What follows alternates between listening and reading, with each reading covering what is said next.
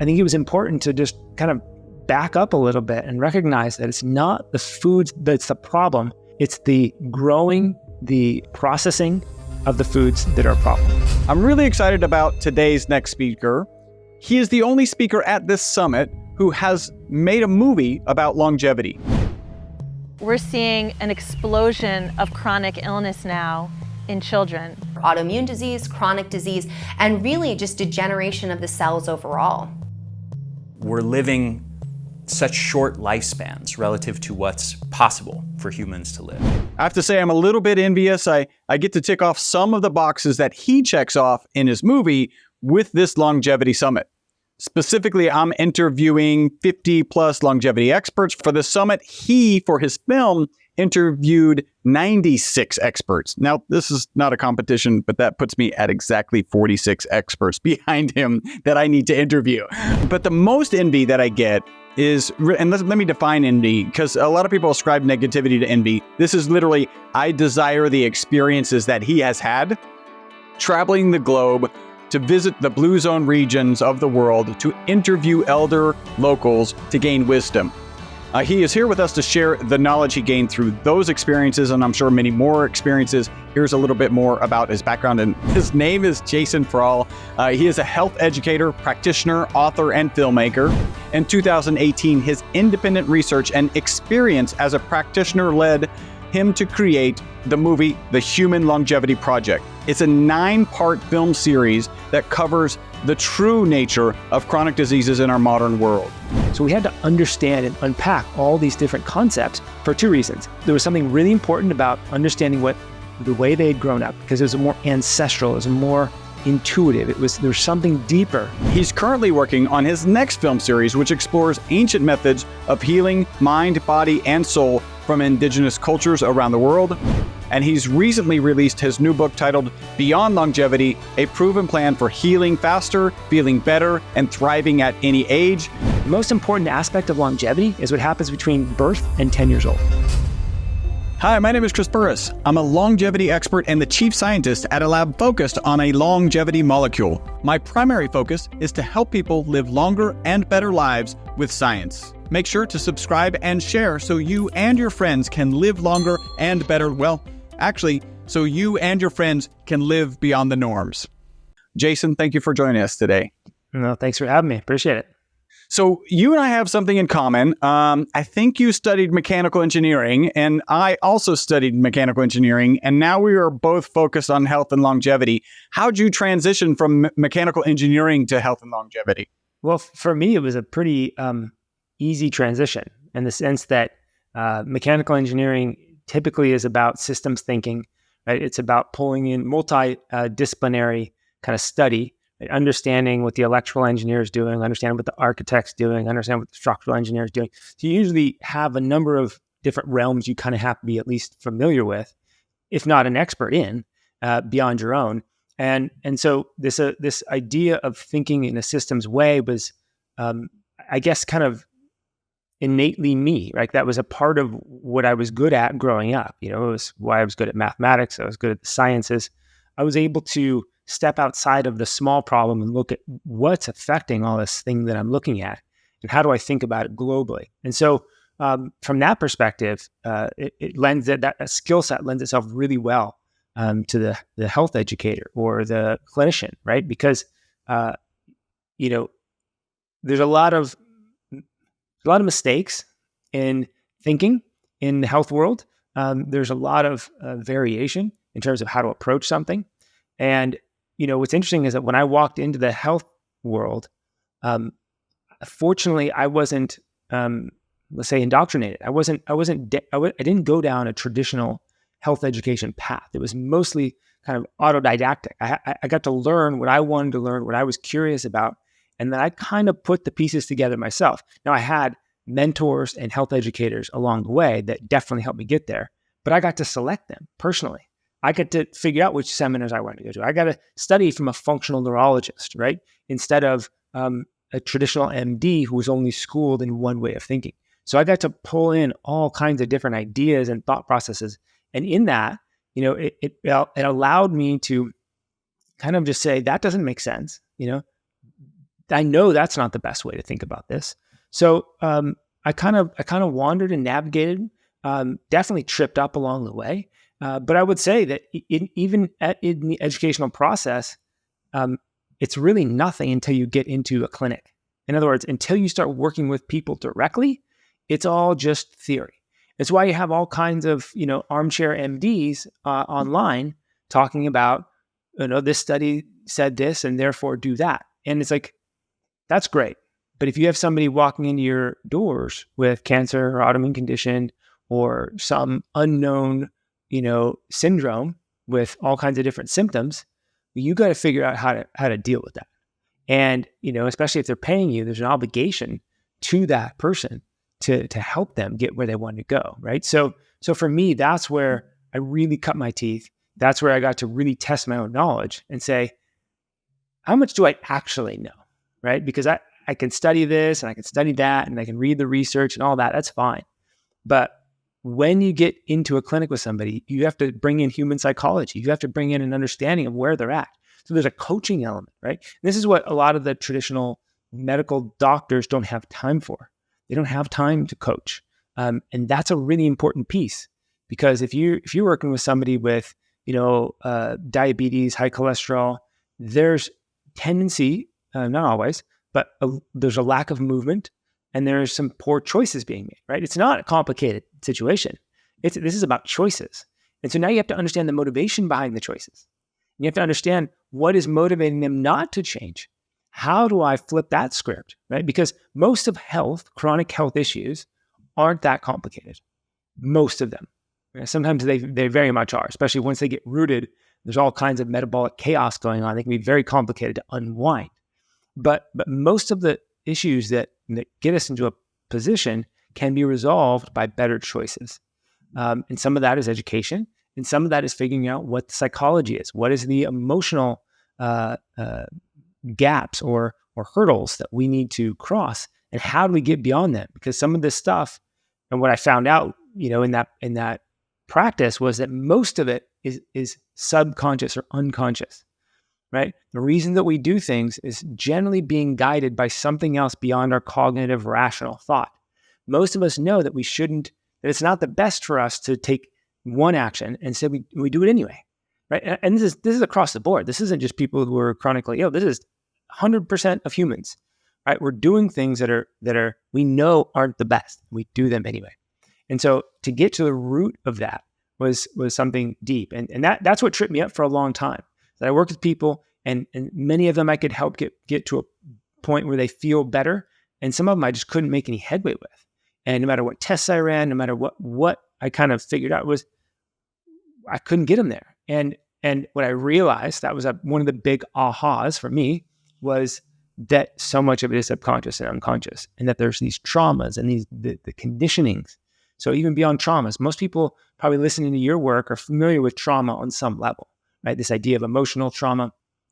But the conditioning is a different one, because this is kind of subtle. This is stuff that's happening in the culture. This is something not necessarily, indoctrination by the parental figures. This is stuff that's being conditioned by other peers, by, school systems, by news media, by cartoons, by you name it, right? There's these conditionings that are happening that create a specific mindset and a specific set of behavioral patterns that lead to unhealthy outcomes. And so for me, that's when I dove into, I realized there was a big gap in my knowledge and my awareness. And so I dove into my own traumas, into my own psychology, into my own emotional blocks, and started exploring things like, indigenous plant medicines, the ayahuascas, these indigenous ways of figuring out how to get to the deeper aspects of us, right? The mind, the soul, right? And that's like, nothing I studied could touch that stuff, right? We had a little cognitive behavioral therapy. There's things like talking, but beyond that, like there wasn't really anything deeper, right? So once I started to explore those realms, and I found other amazing somatic techniques, a little more Western stylized things that don't involve, psychedelics and these type of things. But nevertheless, in all the paths that I explored from there, it always involved a therapist, right? So things with like indigenous medicines, there was a guide, there was a therapist. and he was working in a different way. It didn't look like a therapist. He was working in the soul, the spirit realm, in these other aspects of who you are in a very subtle way. And eventually you can wake up to that and you can see what's happening. The other ways, it was, the therapist was doing EMDR, right? Asking you questions while your eyes go back and forth, or, various other somatic therapies that involve traditionally with the body, right? So somatic meaning, some kind of emotional, mental process along with the body, which is a very important aspect, because when we get to the subconscious and unconscious aspects of who we are, some of the work out there is done from a disembodied perspective, and we forget the body's involved, right? Most of us are, people that I saw were coming in because something was wrong with the body, right? Sometimes it was just pure anxiety and these type of things. Mostly it was something going on with the body. And when you heal the mind and you heal the emotional states, and dare I say the soul, the body can come along too, right? And so they are not disconnected. And so that was a big piece of my, I guess, evolution as a practitioner and understanding of myself, was how much all those things are really involved. So what I heard there, right, is mechanical engineering really created the science and the analytical processes in your mind so that you could attack things. And then, interesting, there's like two pieces, and I'll move on to the next question here. But one of them is to dive into emotions. Like that can be a pretty harrowing thing. I've seen a number of your videos, and you just kind of exhibited this. You and I remember mechanical engineering school, most of our classmates were not great communicators, right? When did you realize you were a great communicator and teacher? And really, when did you realize that you needed to create a movie? Yeah, so I realized pretty quickly in sort of my engineering classes that I was different. And I felt different. I was like, these kids are all just left brain, nose in the books, can't really... there's a social anxiety typically, right? They're the classical nerds. And on one level, I that was me. I could get in there and I could get nerdy with them, and I loved them, right? And on another level, the one that was a football player and a baseball player in college, the one who's a little bit more social, a little bit more kind of rough around the edges, was totally disenfranchised, right, from that group. And so, but what I realized in that process was that could be my biggest asset in engineering, is that if I can write and I can communicate, meaning I could sell my ideas, if I could sell myself, if I could present something in a way that really connected to people, then I could I could create a distance between me and the others, because a lot of them were, unbelievable geniuses when it comes to the various mathematics and the complex physics and, these type of things. And I was pretty good at it, but I was, I've always kind of viewed myself as more of a jack of all trades, king of one, right? Like I was really just kind of good at a lot of different things, and there was always somebody better than me at all the things, right? So, I never really, again, I kind of looked at that as an asset, and it's allowed me to wander all over the place, right? And it allowed me to wander into the health world, and allowed me to wander into filmmaking, which I knew nothing about. The filmmaking was an interesting one because I was basically in clinic. I was a practitioner, and I was seeing a lot of people, and I was basically teaching the same things. Right? So there's fundamental foundational principles and concepts that must be understood when you're trying to get better. Somebody walks into my door with cancer, I must teach them about circadian rhythm. Now, what's circadian rhythm? Circadian rhythm is this idea that our biology is guided by rhythms. Our biology is guided by primarily the light cycle, right? So in other words, we must wake up when the sun comes up, and we must start winding down and going to bed when the sun goes down. Now, if you're somebody who works at night and you sleep during the day, this is a big problem, right?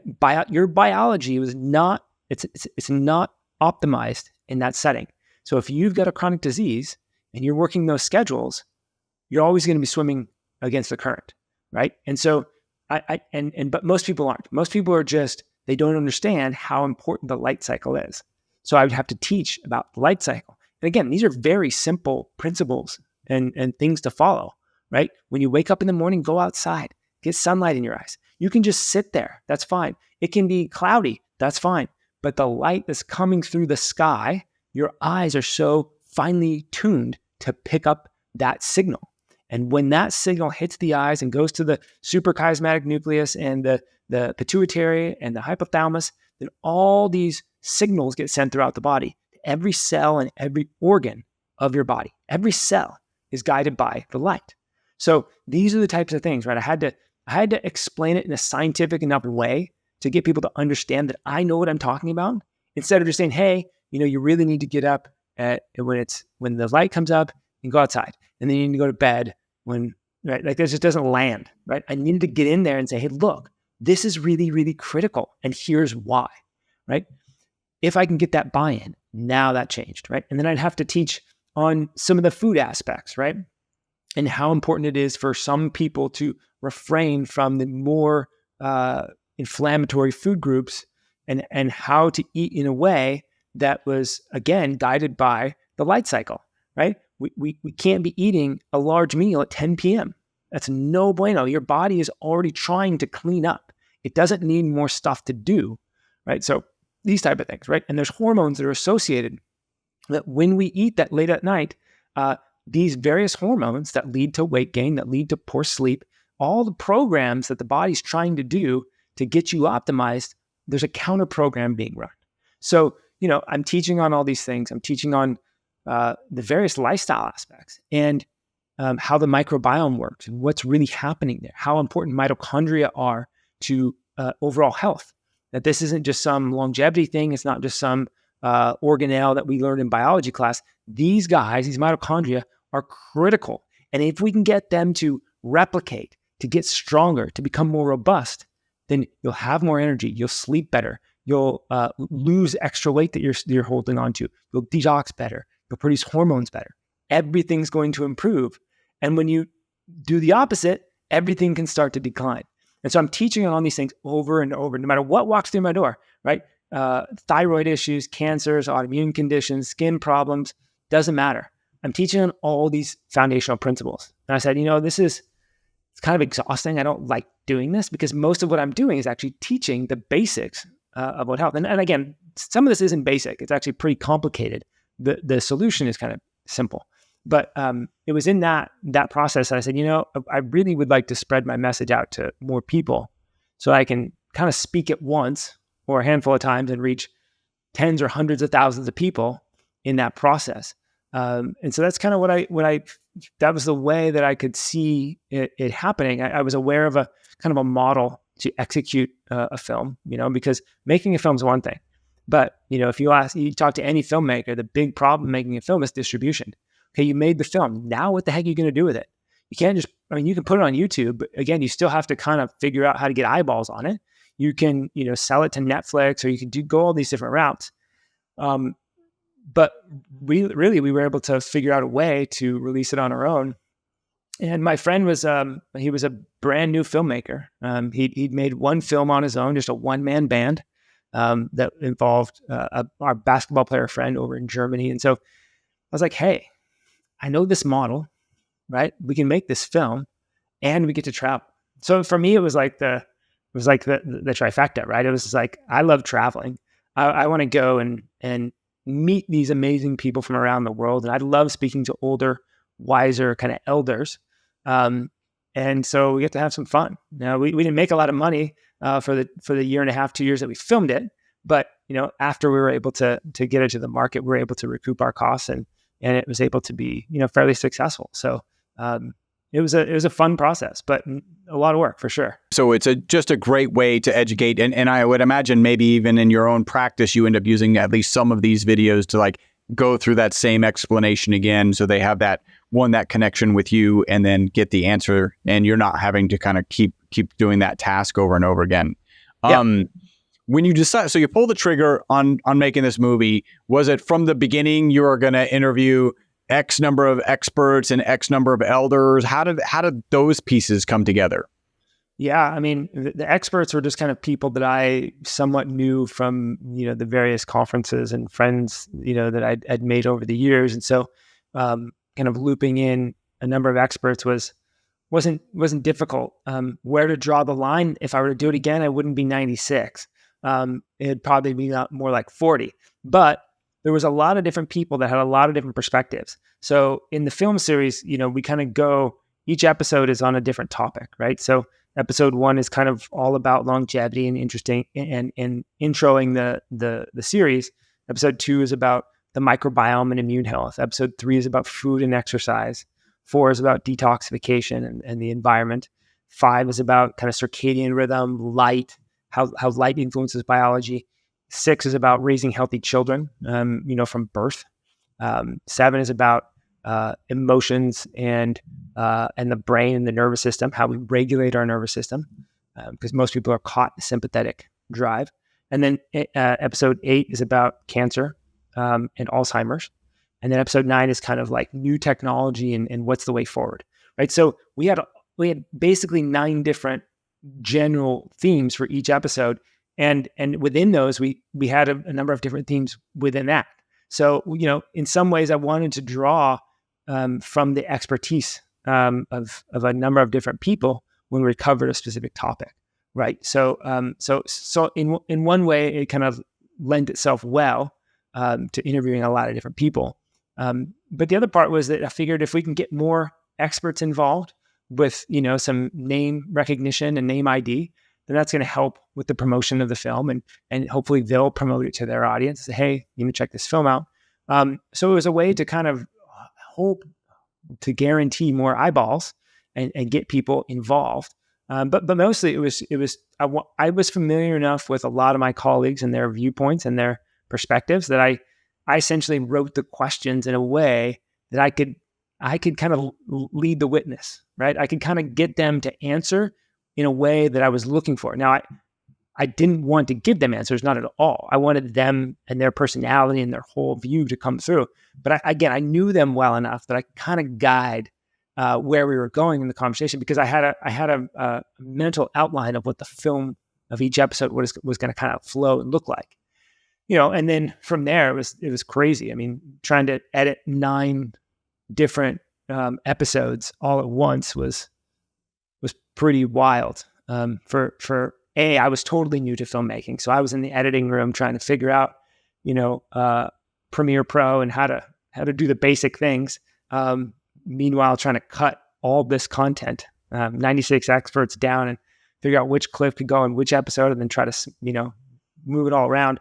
So it was pretty wild in that sense. But I think that the cool part was interviewing the elders, and that was a total wild card, right? So if you can imagine, we knew we were going to go to the blue zones, right? The blue zones have already been identified as regions that have a lot of people living over 100. So that's perfect, right? And I'm not so much interested in studying the areas or the regions, right? It wasn't about that. For me, how I was differing this film and this series from the blue zone work, because essentially what the blue zone work was, it was exploring these regions. Hey, there's something going on in Sardinia in this mountain village. What's going on? What's leading to that, right? And so they asked them, all kinds of questions to try to figure out what was common in that area that they could subscribe to longevity. And they kind of did that with all the regions. They said, oh, they're all eating beads and they're all doing this and they're all doing that. And that's great. But to me, that was a low resolution answer to what was really going on. What I intuited and what I was kind of proven right on is that if you think about somebody that's 100 years old today, that means they were born in 1923. Now, if they were born in 1923 and they were in Sardinia or Icaria, Greece, 1930, when they were 7, there was no cars. There was no electricity. So in other words, they grew up in a totally different environment.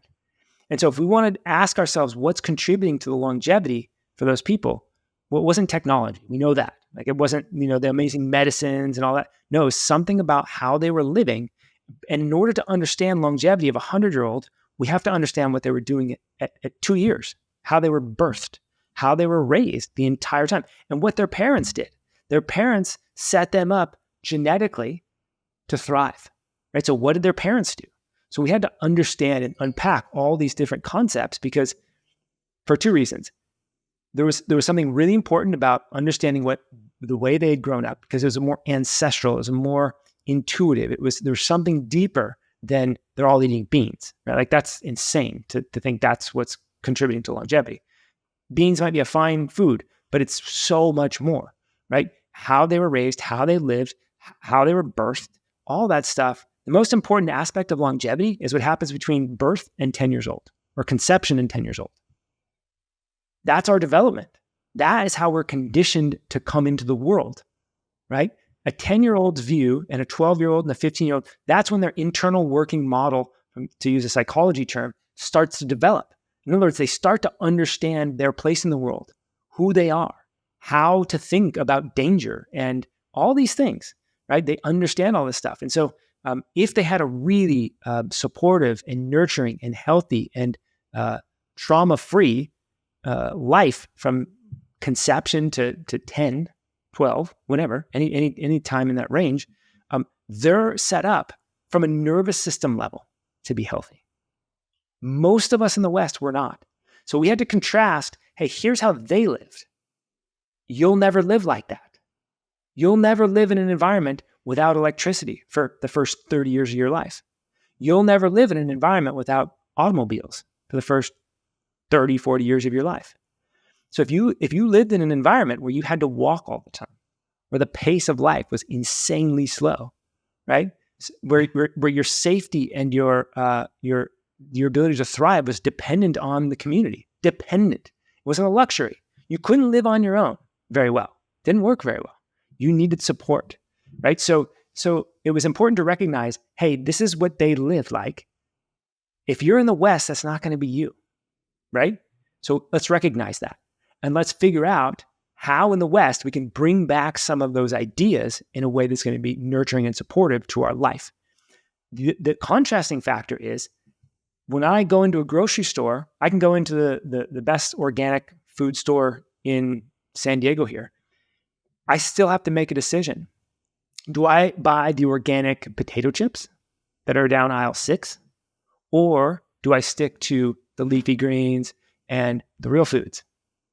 That's a choice I have to make, right? They never had to make that.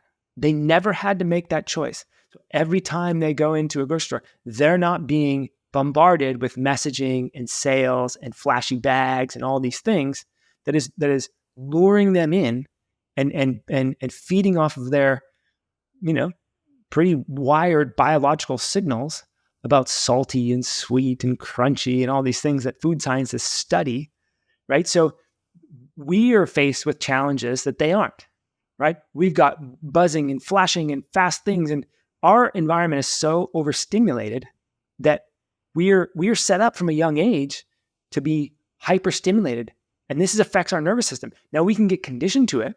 We can walk through the world and say, "Oh, this is normal," but it's highly stimulating. So now you're normalizing a revved up nervous system, right? And to be healthy, to heal from any chronic issue requires that your nervous system just be toned down a little bit, that it's actually in rest. So when you're sitting there relaxing in a chair, your nervous system should be restful.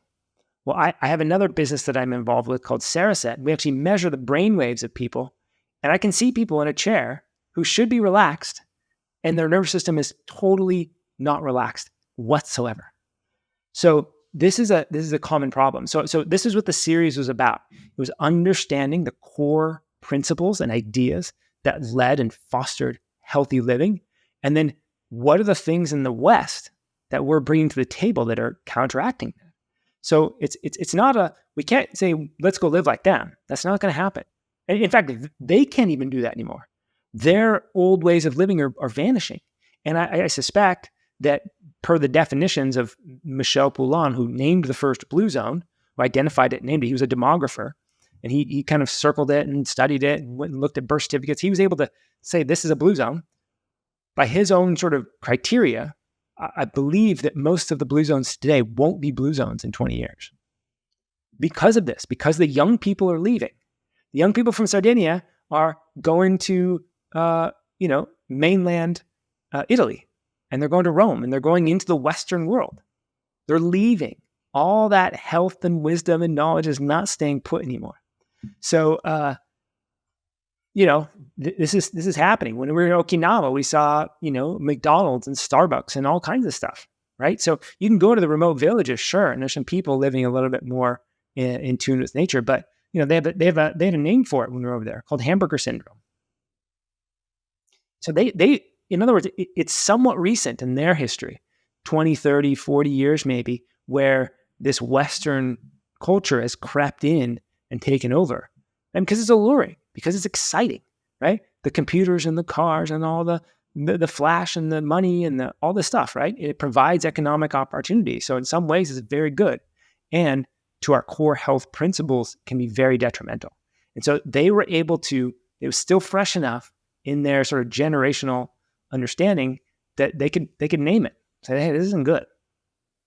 So one of the things is you really had this premise, and if I'm getting what you're saying is there are a unique confluence of things that's really leading to these blue zones, and a lot of it is that they're rooted in this very traditional nature, right? And certainly you compare and contrast. I have 13-year-old twins, and they're not walking, right? And I'm pretty diligent about trying to maintain screen time or reduce screen time, and there's I'm still having to push them to even get outside and jog a mile or whatever. So clearly we won't be matching that, but it's the confluence of that and then growing up with a better healthcare system, right? So they actually do have access to antibiotics, which the same group prior to them lived in the same conditions, but didn't have access to this kind of new medicine. That's interesting. So you kind of went and proved that. And now you're saying those blue zones probably won't be blue zones. Any idea you have, what's going to be the new blue zone? And maybe it's not 100, maybe it's just 80, right?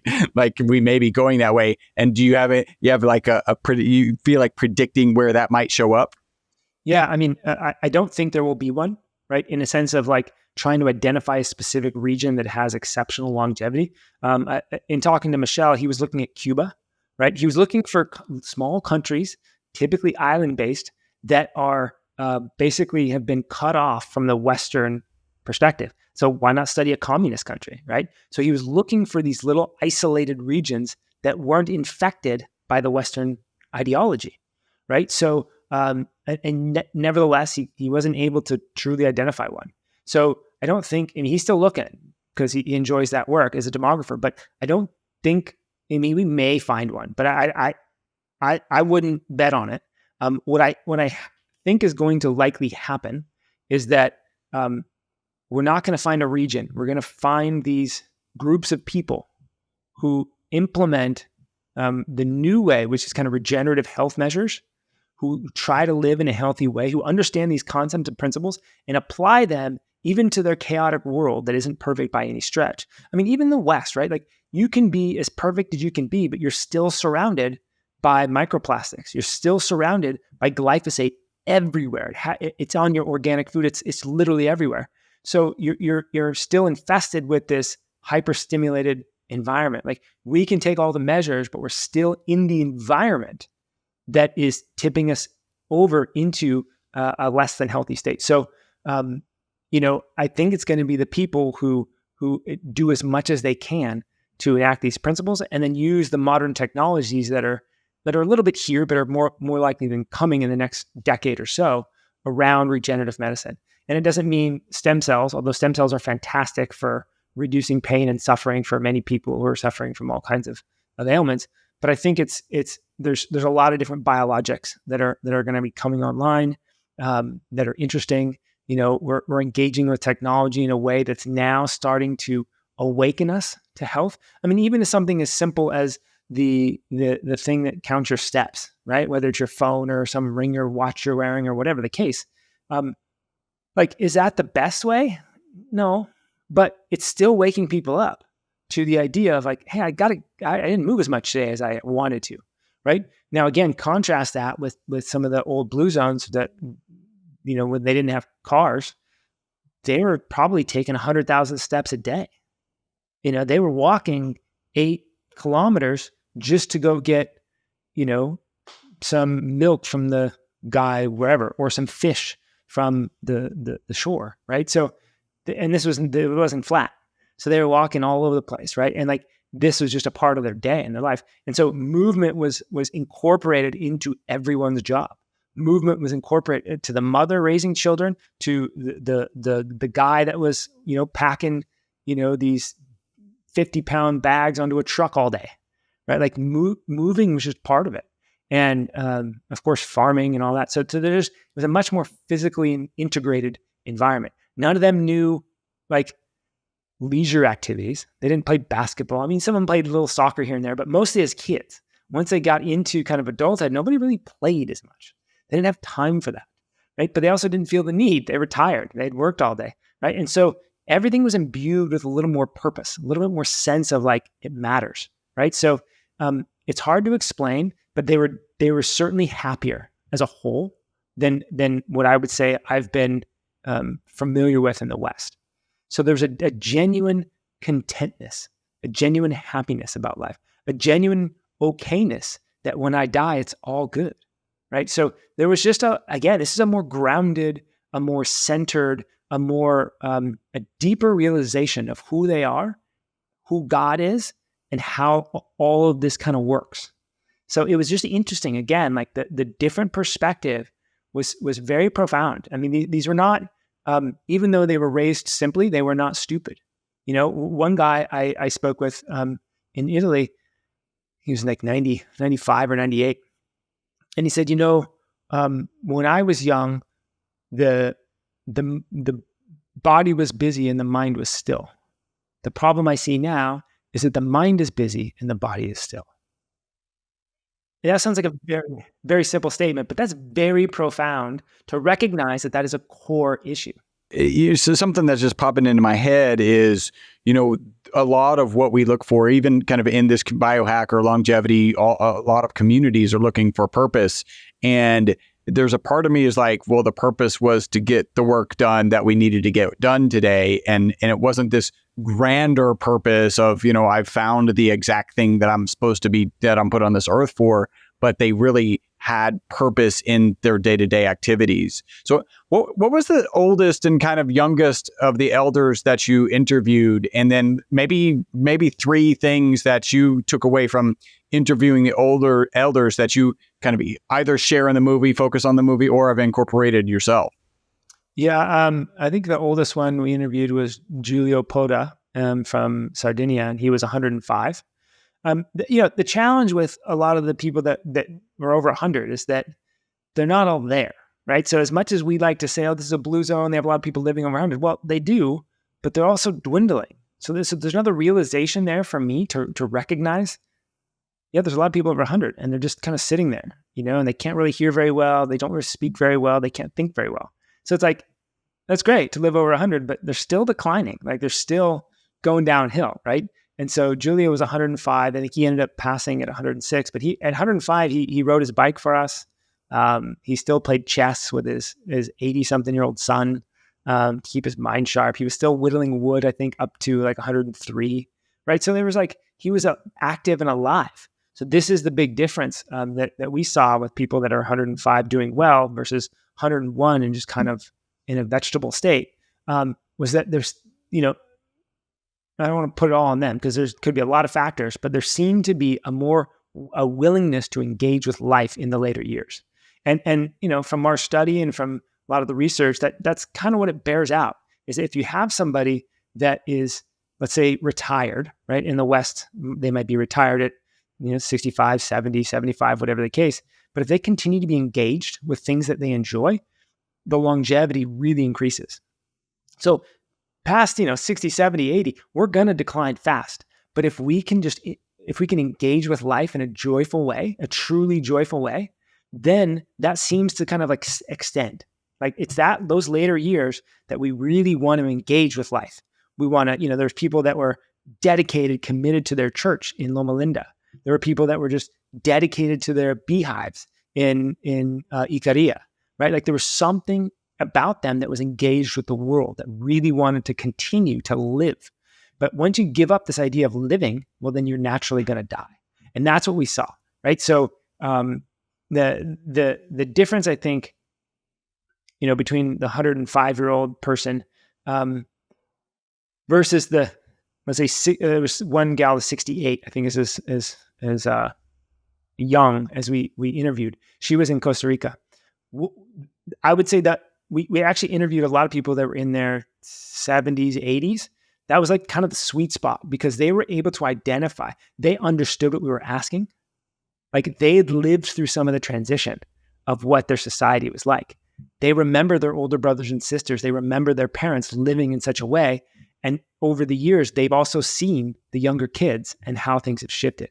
They saw cell phones come in, right? They saw computers. They saw all this stuff happening. And they were able to identify, kind of like me, right? I and maybe you too. I was the last generation that didn't have cell phones through high school. So as soon as I left high school, like in my second year of college, is when a lot of people started getting cell phones. So I have to kind of like kids now have no clue what it was like to have to call somebody and speak to their father and say, "Hey, can Chrissy come to the phone?" Right? Like there's a totally different world. Or if you wanted to meet up with your friends, you had to meet up at the Safeway at 7:00 and just wait for everybody, and then you could go somewhere. Like we couldn't communicate in any other way other than calling your house phone, right? So it's a very small example, but same thing, different world. Now, when I experienced it and I saw the transition, I can understand both, right? So that's what like 60, 70, 80-year-olds were able to do for us is translate the change and really get the juiciness out of some of the conversation. So it was a gift to be able to interview people that were far younger than 100 years old. You are enjoying, well, at least I hope you're enjoying the Live Beyond the Norms podcast. Make sure you subscribe, make sure you follow, and make sure you share. But don't be that annoying guy, whatever you do. Don't share it with people who aren't actually interested in living beyond the norms. Let's talk about the experts that you interviewed a little bit. What are maybe like 3 or 4 things, again, that you would take away and were intent on sharing from the experts, maybe things that you've incorporated? And then were there any big surprises? Let's talk about the kind of 3 or 4 takeaways. Boy, narrowing it down to 3 or 4 is pretty tough. But I will say, conceptually, what we were trying to do with a lot of the experts was to help the audience understand why the lifestyles of these elders were successful. In other words, how can I wanted them to translate that anecdotal information, to take that, run it through the lens or the sieve of science and research, and say, that's why it worked. Here's why it worked, right? So that was the big kind of thing, right? And a lot of it maybe one would be like the immune system and the microbiota, right? In the old world, in these places, they're in touch with their environment all the time, right? So in from one perspective, in the Western mind, we might say, well, clearly they had all this bacteria and all this, all these microbes. That's not good, right? Like they didn't have any penicillin and antibiotics, and they didn't have any hand sanitizer. Like what the heck? That's not a good thing, especially if you're delivering a baby or whatever. You got to have really clean, sterile environment. Well, the truth is that most of the world throughout all life hasn't been sterile at all, right? We created sterile environments in the West to deliver babies and to do all these other things. Now, I'm not saying that's necessarily a bad thing. There can certainly be issues if you don't have a little bit of cleanliness, right? However, there's all kinds of issues that are introduced in a sterile environment, right? MRSA is a big one, right? There's all these hospital-acquired infections, right? So there's a fundamental shift when you start to understand that microbes are a necessary and beneficial part to being human, right? So I wanted microbiologists and immune experts to get this message through. Say, hey, playing in the dirt's a good thing, right? Like engaging with animals is a good thing. It works out your immune system. It's like taking your immune system to the gym, right? And it's going to stress it a little bit, and your immune system's going to learn. So we are an adaptive, intelligent creature with adaptive and intelligent microbes living within us. And there's a necessary co-evolution. There's a necessary part that we play in each other's lives, right? So to understand that the microbiome, when you pick a a mango from a tree in Costa Rica and eat it right there without washing it off may confer benefits that you don't know about, right? So this was important to express this because, what we witnessed was that they didn't have sleep issues. Even in their 70s, 80s, and 90s, they didn't have sleep issues. They didn't have obesity to the degree that we have at all, not even close. They didn't have immune system challenges. Like everything just kind of seemed to work better.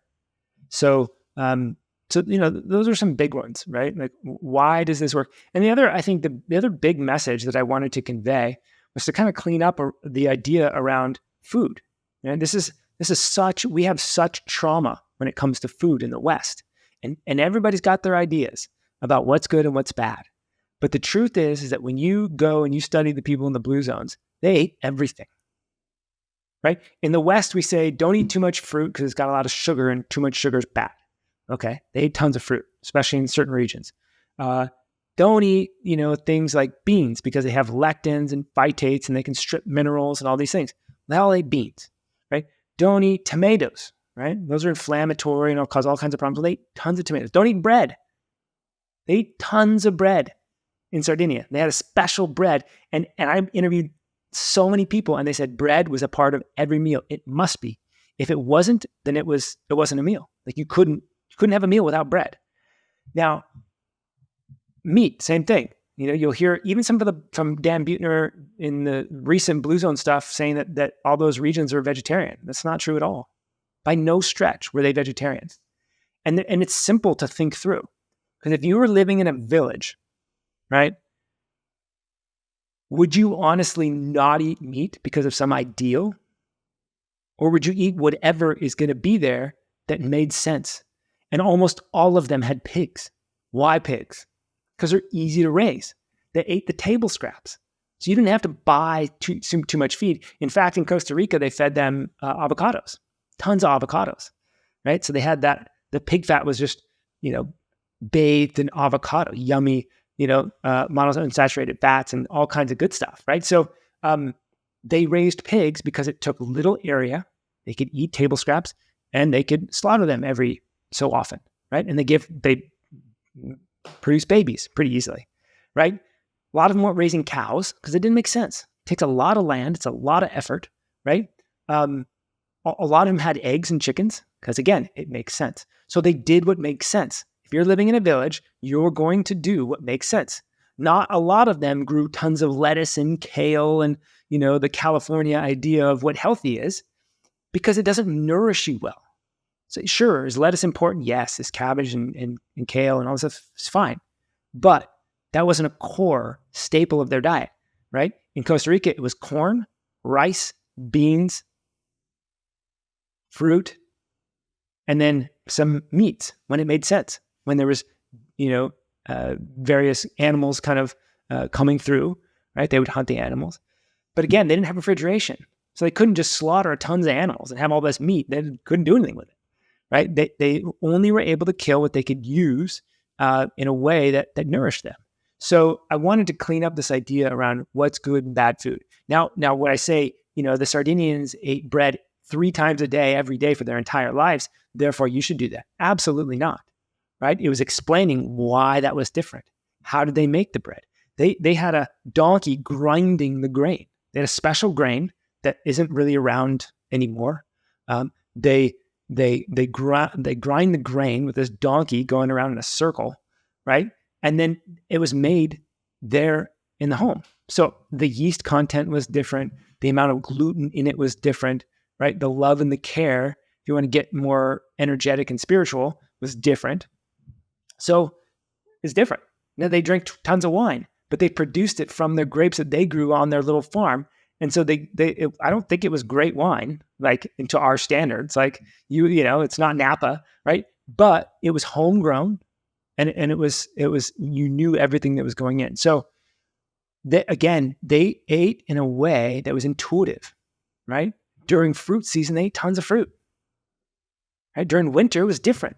It was cheese and fish and, these things that were nuts, and it wasn't the same, right? A lot of soups and beans and things that had longer shelf lives, right? So again, this is where I wanted to kind of get rid of dogma, right? And I don't eat like they do. I not at all. Nor do I say it's good for most people. In fact, most people with an inflammatory condition need to stay away from some of these foods, right? But it's not because the foods are inherently bad. It's because it doesn't marry with their condition and their state, right? Some of these foods are very difficult to digest. That carries a little bit of a benefit, right? If you're healthy.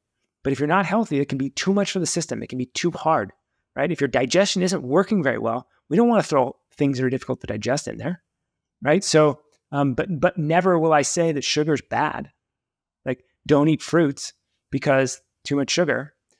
Sugar is not a bad thing at all. Real natural sugar contained in a whole food, your body understands very well. There's millions of years of evolution built into that program that involves you digesting a fruit.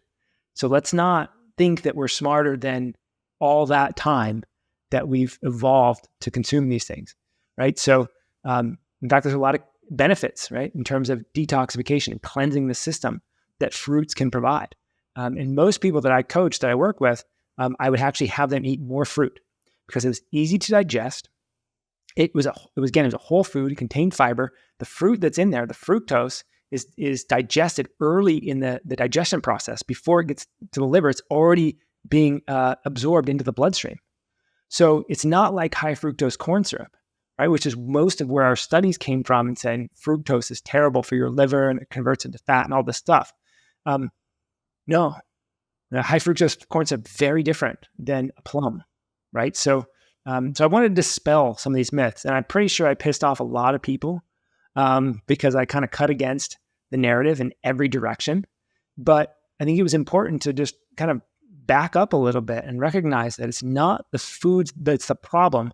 It's the growing, the processing of the foods that are a problem, right? Tomatoes are great, but if you don't process them correctly, they can be more detrimental. Beans, same thing.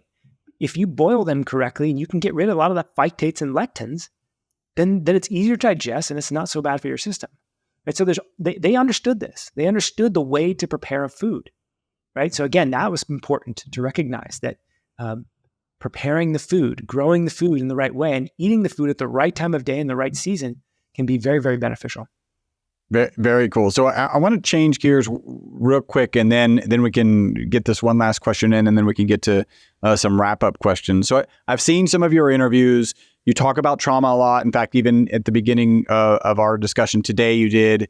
In your book, chapters 8 and chapter 9 are really about the mind, processing stuck emotions, processing mindfulness. I couldn't agree with you more. And you have seen this manifest in others. And I have to imagine that this ideated a process from your own emotional experiences. Would you be willing to share something that you've overcome, that you've tackled emotionally, and what kind of impact it had on you physically? Yeah, I mean, I eventually figured out I had a lot emotionally that was blocking me, that was creating issues for me. Some of it had to do with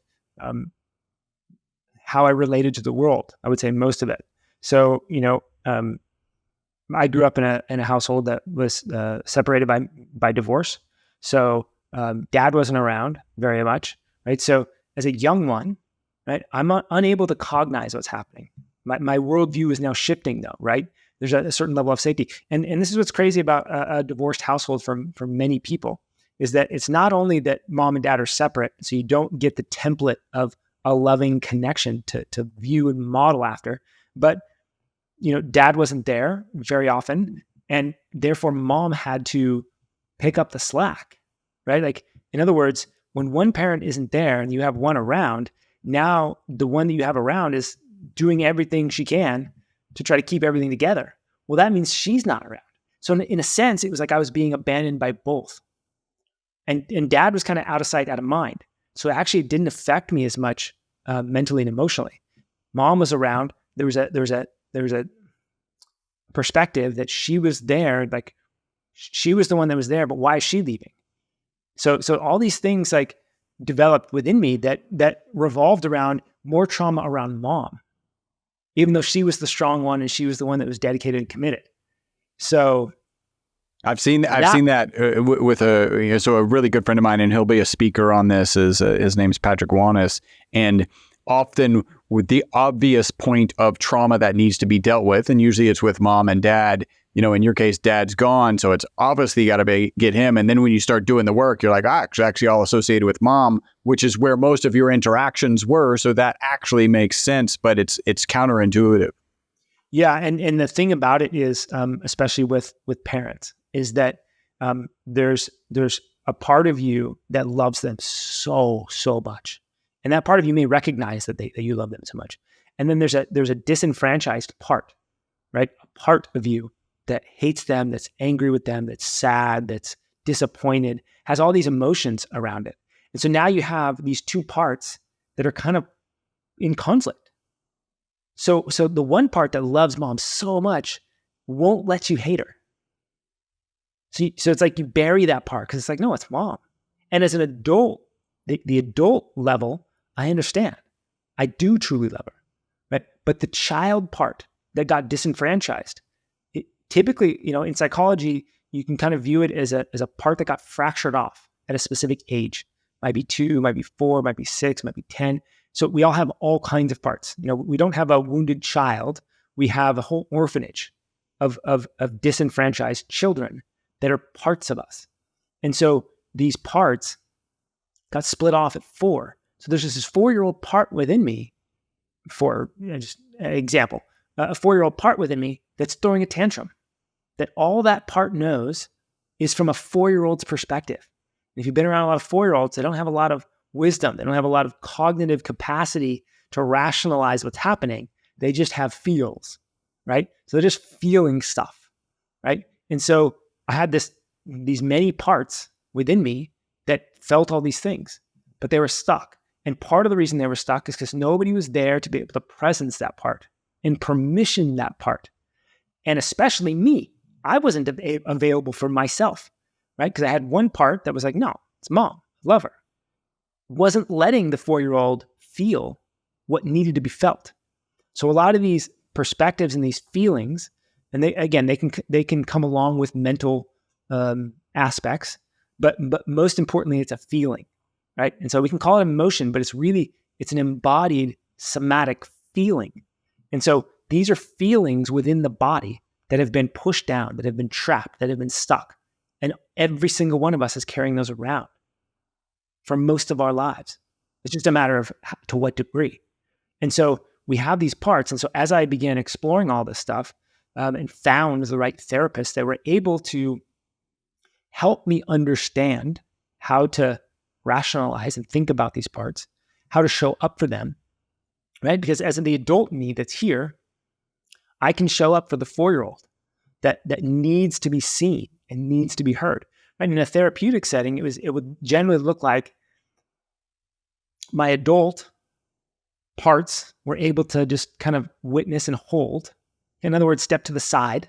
And the 4-year-old part was able to feel and speak. And in a presence that was not judging, in a presence that had the capacity to hold that part. And I could speak from that 4-year-old or that 2-year-old. And it may look like just me crying. In other words, I had permission. And this idea of permission is very important. So if you're a parent right now, and you have a young one, permission them to feel what they feel. Oftentimes, most of us, the inclination as a parent is to shut down the feeling. When your 3-year-old's just throwing a fit, then you want to put a cap on that. And you might try a bunch of different strategies to make him or her calm down.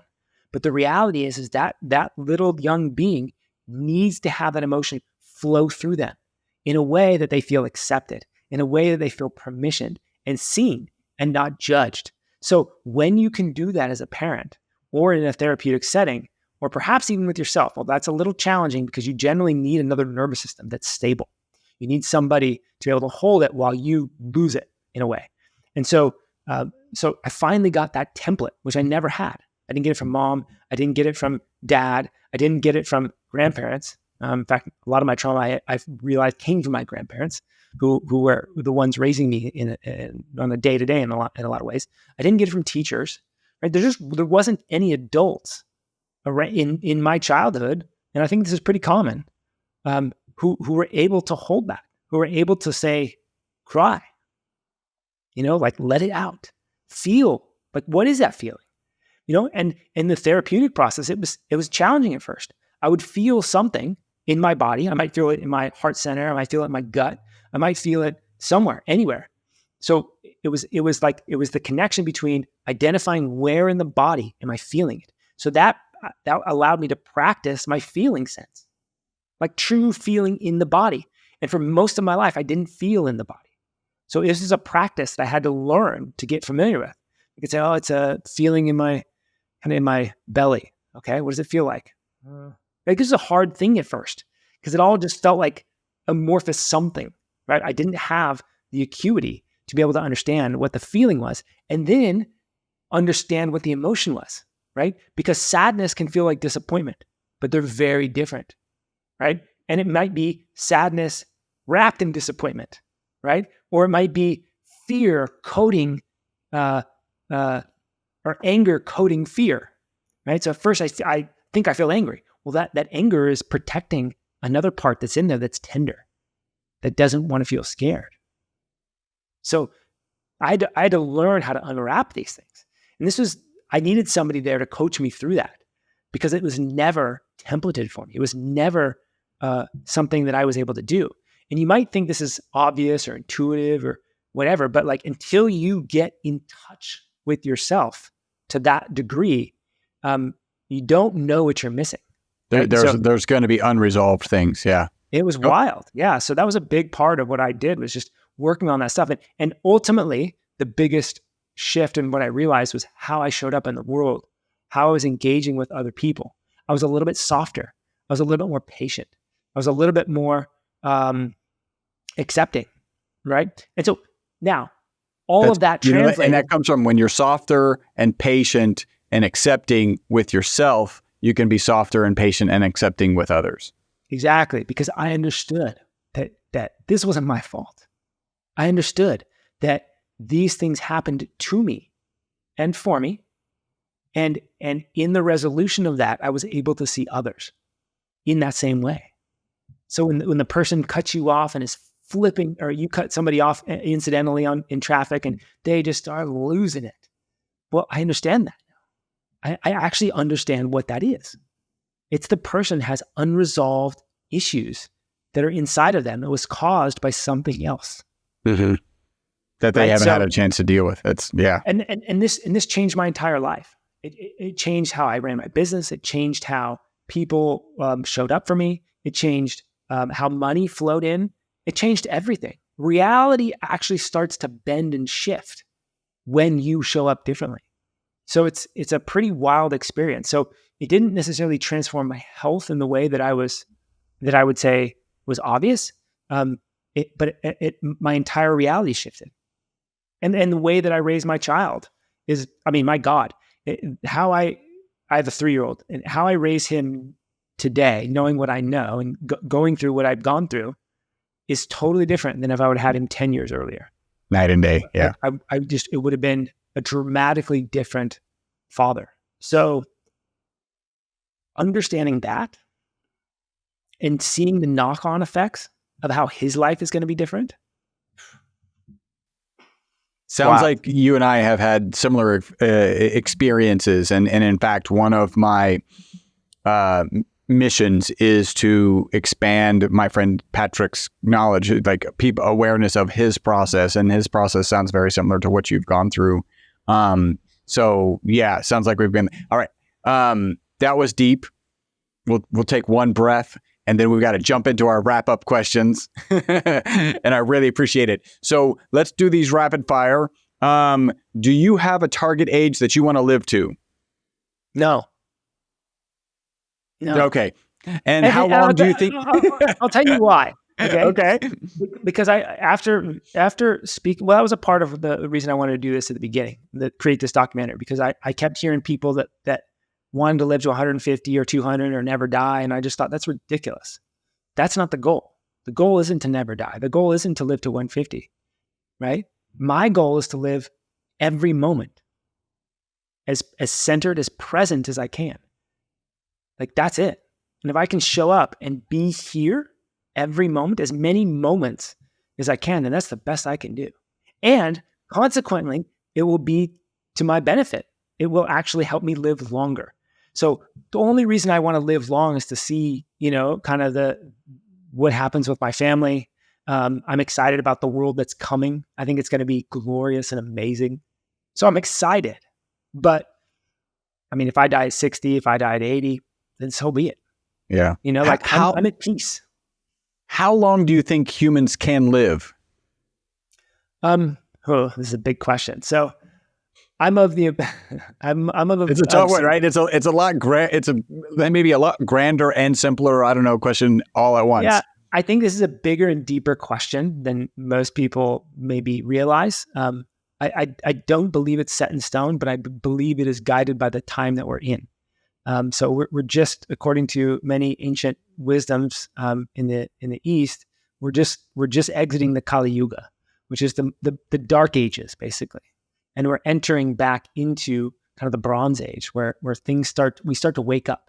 So a lot of this from my perspective, a lot of this has to do with how close our solar system is to galactic center, right? So we all know that we're floating around the solar system, but our solar system is floating around the galactic center. Like we're circling, right? An elliptical formation around the galactic center. And I happen to believe that as we get closer to that galactic center, then aspects of who and what we are start to wake up.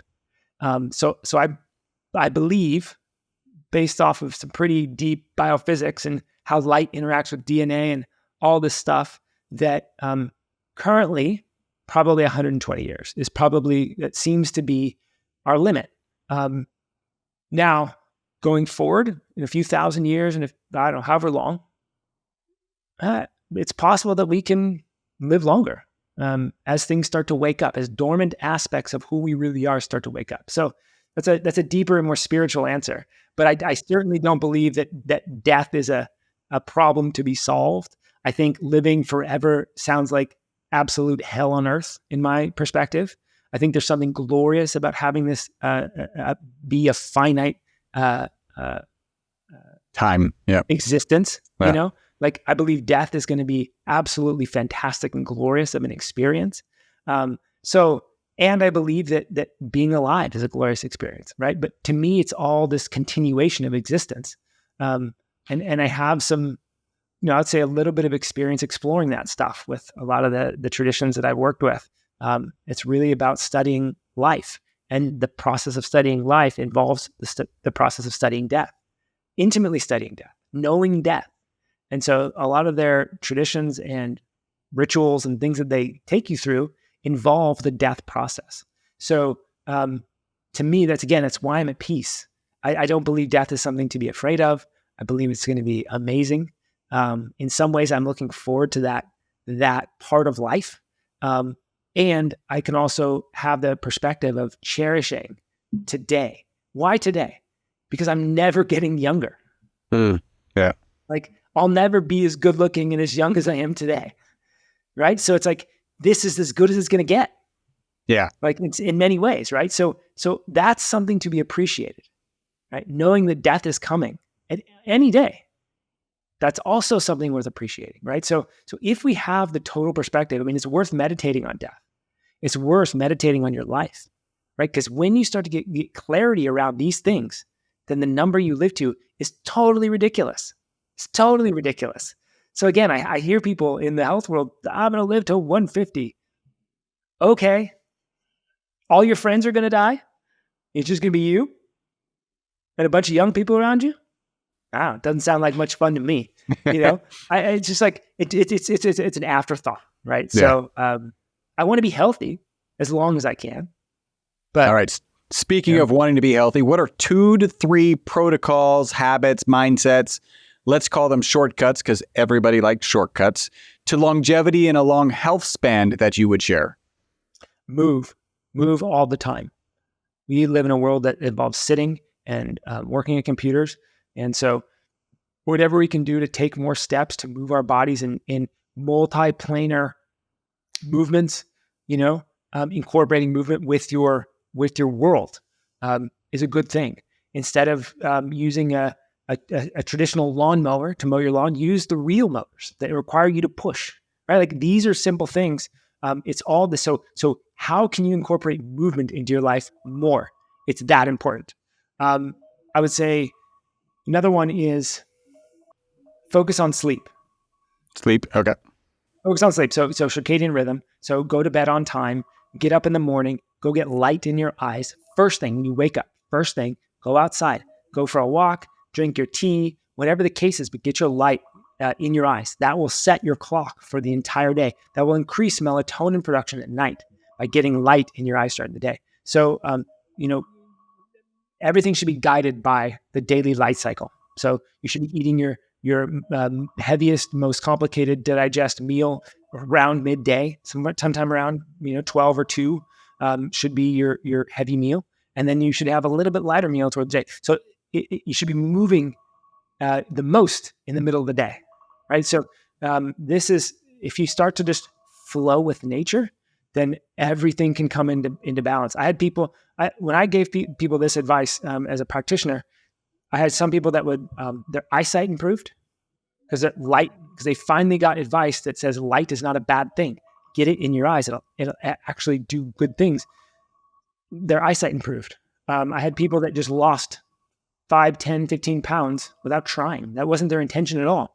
And the weight just came off because the hormones were in balance and online. And so, sure, walking a little bit during the morning is good, but it wasn't it. It was the fact that their hormones started to shift and rebalance in a way that was healthy. So, to me, living by the light cycle is absolutely crucial. Okay, excellent. And Jason, how can people contact you? You can find me at awakenedhealthacademy.com. That's where I have a lot of my content, all the things that I've produced over the years. And there's a 7-day free trial there, so you can take a look at all the content that we have. Some pretty amazing things behind that paywall. And then you can find my book on Amazon, at various bookstores throughout the country, throughout the world, really. It's called Beyond Longevity. Those are probably the best ways. Excellent. And what in the near future are you excited about? I've got some exciting things with maybe that alarm is literally going off for something that you're excited about right now. Yeah, I don't know why it's going off. Actually, I cannot remember. I'm excited about everything, to be honest. I'm excited about watching my son grow up and learning who he is.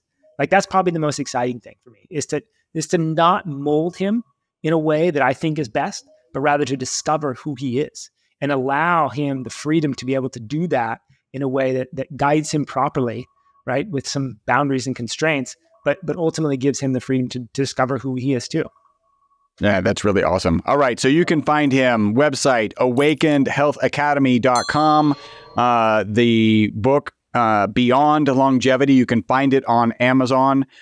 Jason, thank you so much for joining us today. Well, thanks for having me, Chris. This has been great. Appreciate it. I hope you enjoyed this episode of the Live Beyond the Norms podcast. Make sure to subscribe and follow. Also, make sure not to be that guy, the guy sharing this podcast with people who are not interested in living beyond the norms. If you would like to learn more about the ESS60 molecule, the molecule responsible for the single longest longevity experimental result on mammals in history, a full 90% extension of life, visit myvitalc.com. That's myvitalc as in carbon.com.